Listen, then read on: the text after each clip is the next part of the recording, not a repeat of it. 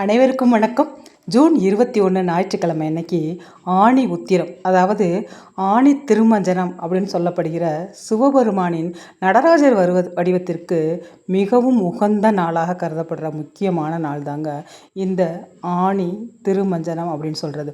இந்த நாளில் தில்லை நடராஜருக்கு செய்யப்படும் சிறப்பு அபிஷேகங்களும் வழிபாடுகளும் நம்மளுடைய தெரியாமல் செய்த பாவங்களை எல்லாம் போக்கி செல்வ வளத்தையும் ஆரோக்கியத்தையும் தருவதாக ஆன்மீகத்தில் சொல்லப்படுதுங்க. முக்கிய சிறப்புகள் என்ன அப்படின்னு பார்த்தீங்கன்னாக்கா, வருடத்தில் 6 முறை மட்டுமே நடராஜ பெருமானுக்கு அபிஷேகம் நடைபெறும்.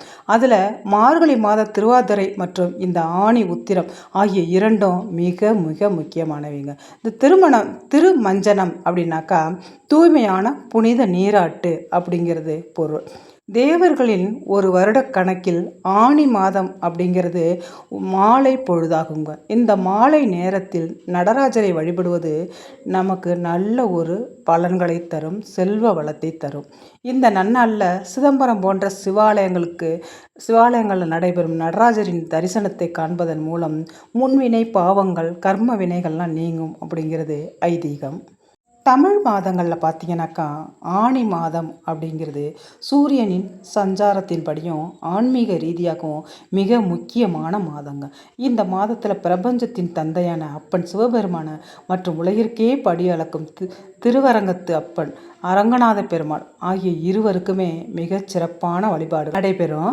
ஆணி மாதத்தில் வழிபடப்படும் இந்த அப்பன்களின் தனித்துவமான சிறப்புகள் பார்த்திங்கன்னா நிறைய இருக்குங்க. ஆணி மாதத்தில் மிக உன்னதமான ஆன்மீக நிகழ்வு தான் இந்த ஆணி திருமஞ்சனம் அப்படிங்கிறது.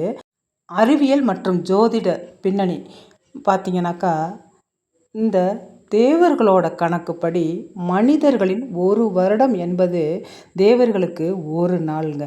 அதன்படி ஆணி மாதம் என்பது தேவர்களின் மதிய பொழுது, அதாவது உச்சி காலம் அப்படின்னு சொல்லப்படுது. இந்த ஆணி மாத உத்திர நட்சத்திரத்தன்று பகவானுக்கு, அதாவது சிவபெருமானுக்கு மா பலா வாழை பால் தேன் இளநீர் சந்தனம் போன்றவற்றால் பிரம்மாண்டமான அபிஷேகம் செய்கிறது மிக மிகச் சிறந்த நல்ல ஒரு பலன்களை கொடுக்கும். அந்த அபிஷேகத்தை நம்ம பார்க்கறதுனால நம்ம பிறவில் செய்த பாவங்கள் அனைத்தும் போகும் அப்படின்னு நம்பப்படுதுங்க. மனசுக்கு நல்ல ஒரு அமைதி கிடைக்கும், வாழ்க்கையில் நல்ல ஒரு முன்னேற்றம் இருக்கும்.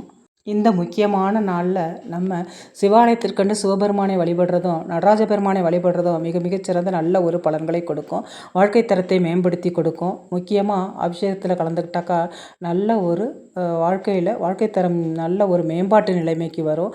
நம்ம எந்த வேண்டுதல் அந்த நேரத்தில் வைக்கிறோமோ கண்டிப்பாக வீடு மனை வாங்க வேண்டும் அப்படிங்கிற அந்த முக்கியமான யோகம் நமக்கு முன்னாடியே வாய்க்கும். திருமணமாகாத குழந்தைகளுக்கு, அதாவது ஆண் பிள்ளையாக இருக்கட்டும் பெண் பிள்ளையாக இருக்கட்டும், திருமணம் நிகழ்வு அப்படிங்கிறது இந்த நேரத்தில் நம்ம வழிபாடு செய்யும் பொழுது அந்த வேண்டுதலும் கூடிய விரைவிலேயே நிறைவேறி வருங்க. வீட்டில் சுப நிகழ்ச்சிகள் நடைபெறும். ஆலயத்திற்கு போக முடியாதவங்க வீட்டிலே சிவபெருமானை நினச்சி நைவேத்தியம் பண்ணி வழிபாடு செய்யுங்க.